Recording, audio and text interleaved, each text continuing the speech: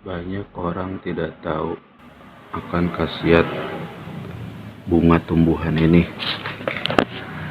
yaitu bunga belimbing wuluh. Apa itu khasiatnya? Jadi kalau ketika kita sedang batuk, sedang gatal-gatal tenggorokan, kita kunyah aja bunga ini. Iya. Dan berapa lama itu ya sampai sembuh. Biasanya sih rata-rata 3 kali juga udah jauh berkurang gitu batuk kita. Iya ya, saudara-saudaraku semua, mungkin ini sangat sederhana gitu dan mudah juga dicari. Ini adalah bunga belimbing wuluh. Itu misalnya tetangga punya atau apa ya, tinggal minta saja.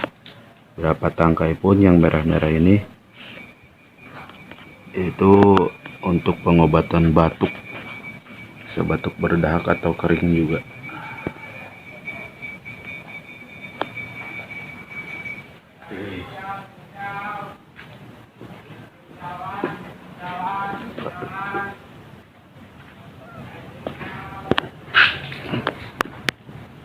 Sayang buahnya lagi sedang sedikit.